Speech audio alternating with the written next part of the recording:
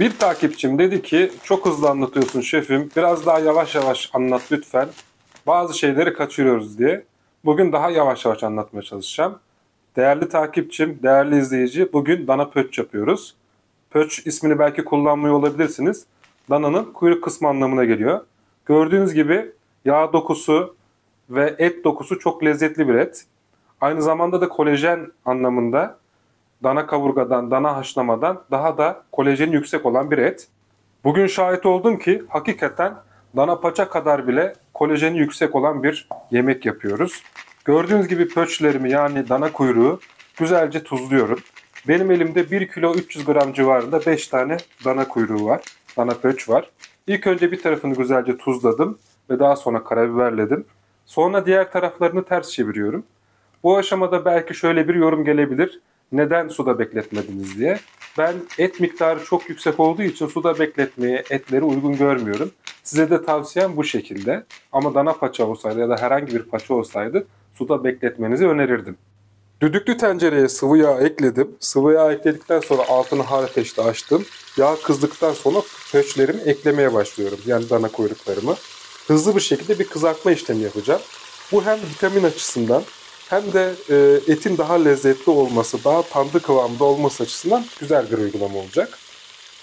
60 saniye parçaların bu tarafını kızarttım. Daha sonra sıra geldi diğer taraflarını kızartmaya. İki taraf da kızardıktan sonra soğanlarını ekleyeceğim. 2 orta boy soğan kullandım. Daha sonra da sıcak suyu, kaynar suyu ekliyorum. Fakat bu çekim aşamasını yani suyu ekledim aşamayı nasıl olduysa çekmeyi unutmuşum. Biraz sonra göreceksiniz. Yine anlatmaya çalışacağım fakat affınıza sığınıyorum. Burada suya dikkat etmeniz gereken şey kaynar su olması. Gördüğünüz gibi 2 tane orta boy soğanımı ekledim. Soğanları ekledikten sonra güzelce karıştırıyorum. Soğanları biraz daha dibe doğru göndermeye çalışıyorum.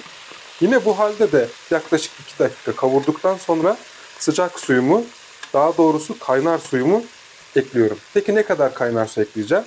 Orta büyüklükteki her parçaya bir çay bardağı kadar sıcak su, kaynar su eklemeniz yeterli olacaktır. Çaydanlıktan kaynar suyumu boşalttım.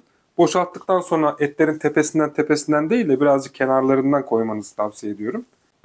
Ocağımın ateşi hala yüksek seviyede açık. Kaynamaya bırakmam lazım. Kaynadıktan sonra bu kenarlardaki kaynama görüntülerini gördükten sonra kapağını kapatacağım ve altını kısacağım. Altını kıstıktan sonra 40 dakika yeni tip bir düdüklü tencere için yeterli olacaktır. Şefim yeni tip ne demek, eski tip ne demek derseniz eğer tencereniz son 5 sene içerisinde aldıysanız bu yeni tiptir. Daha eskilerden aldıysanız bu eski tipe girer. Düdüklünüz yeni ise 40 dakika, eski ise 1 saat yeterli olacaktır. Bakın yağlar üzerine çıktı, kabuk bağlamış, kaymaksı bir görüntü var. Bu kolajenlerin ne kadar fazla olduğunu gösteriyor. Eti şöyle kaşığın üzerine aldığım zaman neredeyse lime lime olmak üzere dokunsam yere düşecek vaziyete gelmişler. Çok yumuşak oldu. Ben daha sonra tattım. Eşim ve çocuğum da yedi. Belki de bu ana kadar yapmış olduğum en yumuşak etlerden bir tanesi oldu. Hatta bundan sonra dana haşlama yaparsam kesinlikle pöç kısmından yani dana kuyruk kısmından yapacağım. Sunum aşamasına geldik. Bir tane pöç, dana kuyruk yeterli olacaktır. Yaklaşık 3 kepçe de suyundan ekleyin. Yeterli bir porsiyon olacaktır. Suyu görüyorsunuz ne kadar berrak, ne kadar üzerinde yağları ve kolajenleri birikmiş. Yaptığım en yumuşak uygulamalardan biri oldu diyebilirim. Bundan sonra bunu yapacağıma da eminim. Şimdiden afiyet bal şeker olsun. Çok uğraştım. Lütfen kanalıma abone olmayı unutmayın.